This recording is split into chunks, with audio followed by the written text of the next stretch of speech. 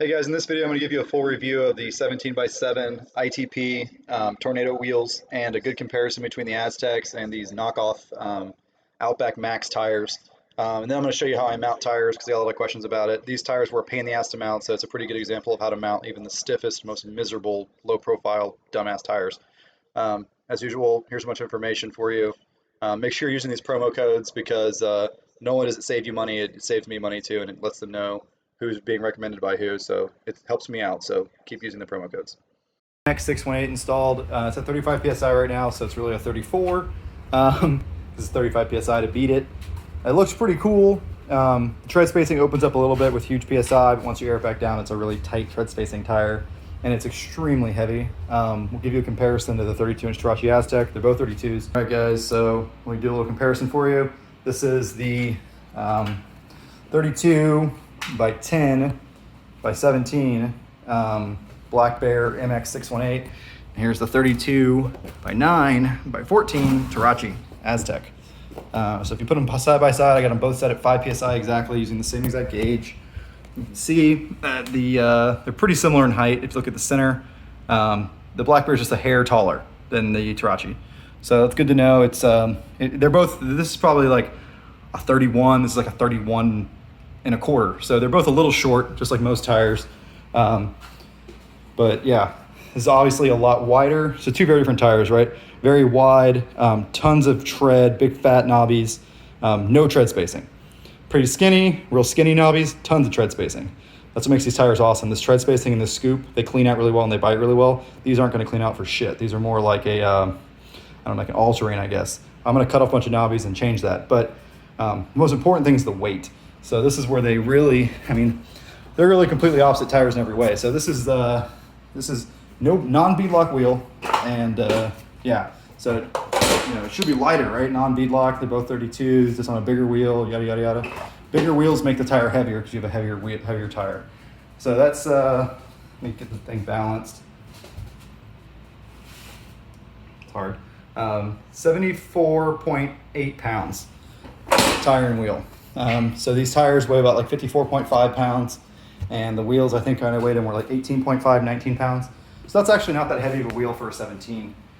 It's about middle of the road, maybe lighter than an MSA probably. And here is the 32 Tarachi Aztec, and you can see that it's, I'm putting some weight on, I'm trying to balance it. It is about 57 dead, 57.2 pounds tire and wheel. That's a huge difference in weight. These tires are 42 pounds a piece for the tire and about like 15 pounds for the wheel. So really big difference in tire and weight. And one of these is, also these are kind of shorter, but if they were new, they'd probably be the same. These are kind of worn down. They've been on the road a lot on both the side-by-sides. So saying the Tarachi shorter probably isn't fair. They're probably the exact same height. These have just got a ton of miles on them. This is the first set of Aztecs I got, and they've been on a bunch of different bikes. So pretty interesting comparison there. This rubber compound is also more flexible than this one. This is like hard as a rock, and this carcass actually flexes. These carcasses don't flex at all. But if all you care about is price, this is the cheapest tire you can get. Only problem is you got to run a really wonky size wheel, which is a 17. Another problem I have with these wheels is that they lied. They said they were 5+2 offset, and they're actually 4+3. I'll show you what I mean by that. So this is a true 6+1 wheel, and that's what you need on the front of the talon to be factory width. So if you measure from the hub back, you can see that it's 6 inches to the rim, from the hub to the back of the rim. And it's not actually the outside of the lip, it's the inside of the lip where the tire rides, what you're trying to measure. So that's a 6+1, 7-inch wheel. This is supposedly a 5+2. And when we measure it, we can see that it's really a 4+3. And that's how most of these cheap wheels are. They make them wider than they say they are, so you get like a wider look, or I don't know, it's some stupid crap. The 5+2, 4+3 numbers are not exact numbers. They're like approximate offset. If you want exact numbers, you got to look for the offset in millimeters, or ET. It's usually stamped on the back of the wheel. So this says ET 5+5 and ET +10. So I'm not sure which one it is. I haven't done the calculation yet. These numbers can give you some more clues, right? But we just measured it. It's really a 4+3.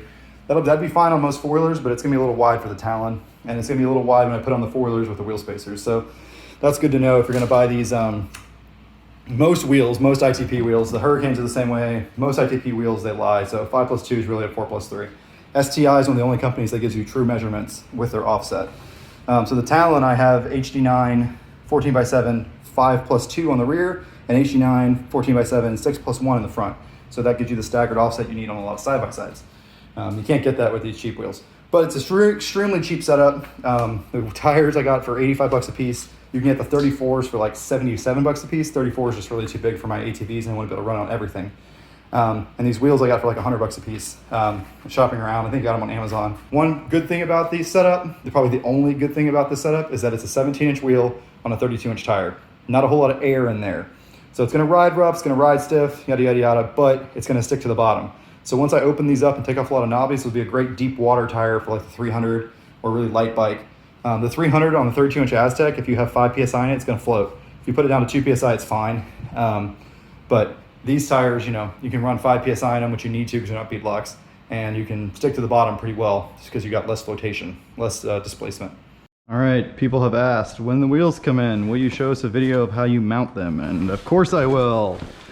I love making videos of things I've done 100 times and explained 100 times. No, just kidding. So we got the ITP Tornado unboxing for you. I hear unboxing is popular on YouTube. I have no idea why. So there's the wheels. They're giant because they're 17s, which is part of the reason I got these tires, right? I wanted to run bigger wheels on the Talon. They come wrapped really, really well. 4.8, so a little bit of variance. Little amount of one of these, and these are some of the hardest tires I have ever mounted. Yes, I mount all my tires by hand.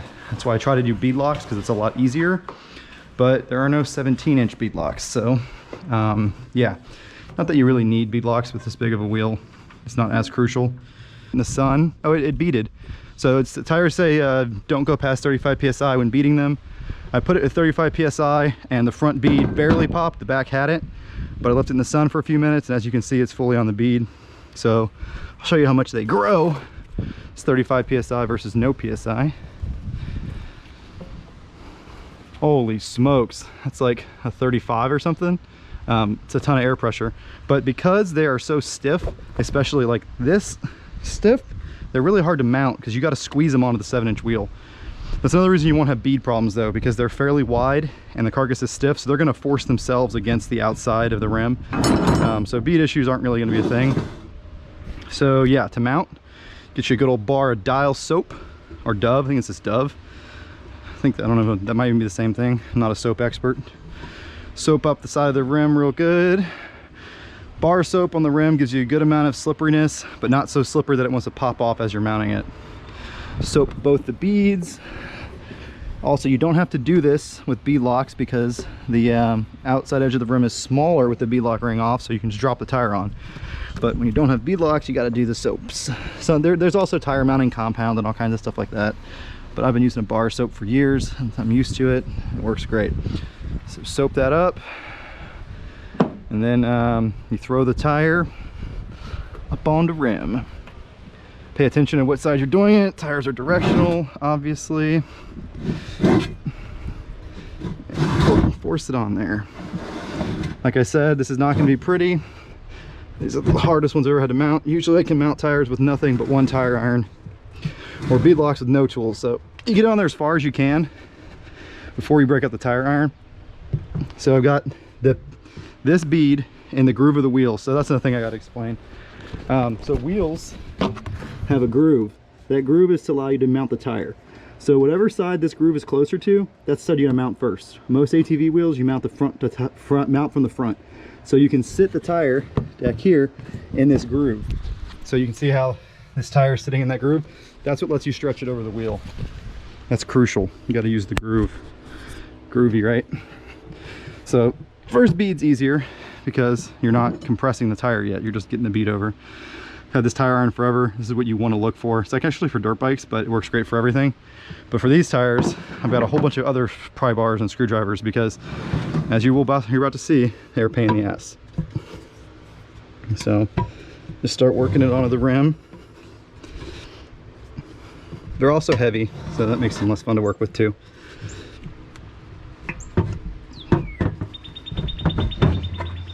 Just gotta go one at a time.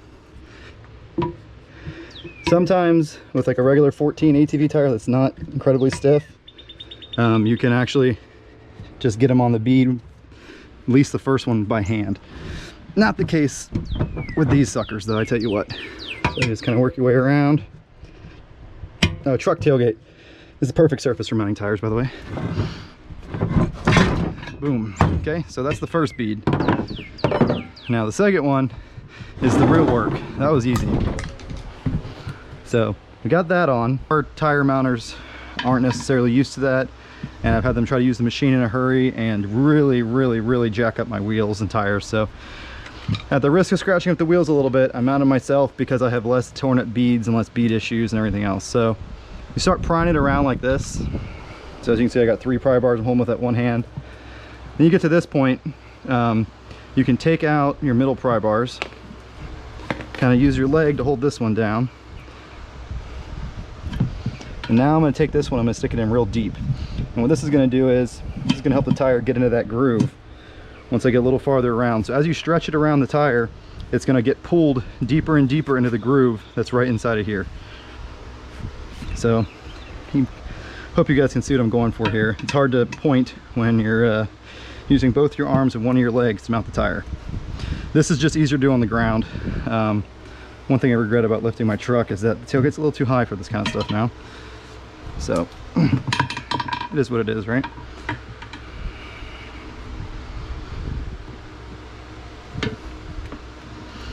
So we're coming around.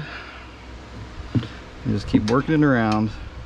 Sometimes a third hand is helpful here. So use your face or your leg or whatever you got to do, really.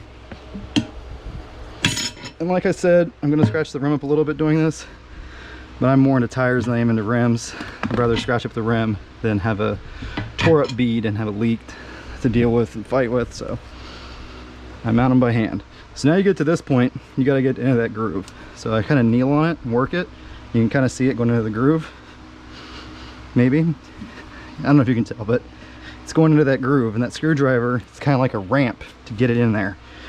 Once you get in that groove, it'll hold itself better on the rim and won't pop right off, so I can start taking the tool out without having to hold everything at once. So you see that right there is not quite in the groove, so I'm going to stand on it, force it into that groove. You don't usually have to do this. Usually the tire goes right into the groove. This is just such a cheap ass stiff 8-ply tire. Well, they are 8-ply, by the way, according to the wheel. So as you can see, I'm not making any progress. This one's coming off as fast as this one's going on, but that's okay because I'm kind of working it around at this point. No big deal, right? So that one's in the groove real good. So I'm going to yank my pry bar out of there. And put it over here real deep and use it to keep it from kind of coming around on me, if that makes any sense.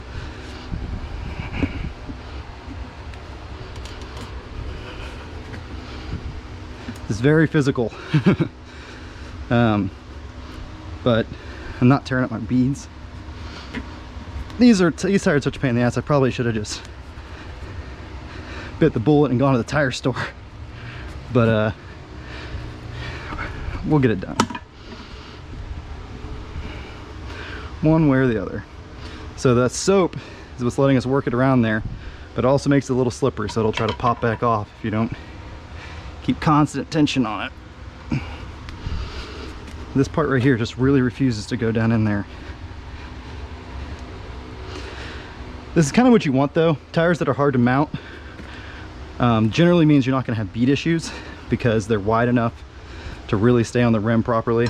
Tires that are easy to mount tend to have more bead issues, like, you know, getting dirt in the beads leaking, that sort of jam, that sort of junk.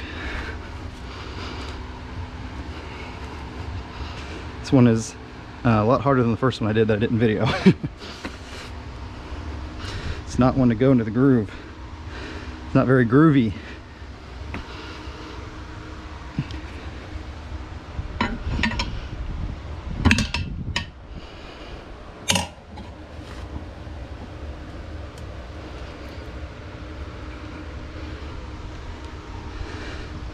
So we're almost to the point. Once you get a little bit past here, it'll start holding itself real good.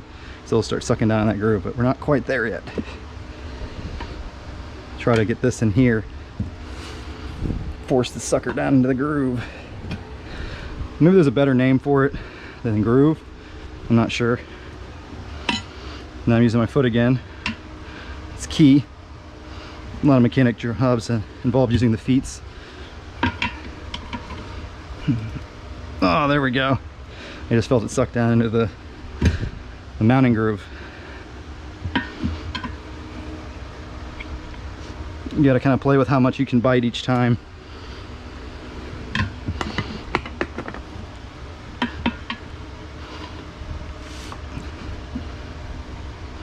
You bite too much, you can hurt the bead. That's the last thing we want, right? So it's close now. Just gotta get it on. Let's flip this bar around.